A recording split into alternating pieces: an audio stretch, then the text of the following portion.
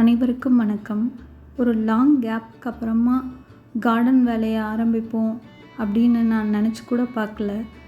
எங்கள் ஏரியாவில் ட்ரைனேஜுக்காக ஜேசிபி வந்திருந்தது. மண்ணை பார்த்த உடனே எனக்கும் எங்கள் நெய்பர் அக்கா கீதா அக்காவுக்கும் ரொம்ப எக்ஸைட்மெண்ட் ஆகிடுச்சு.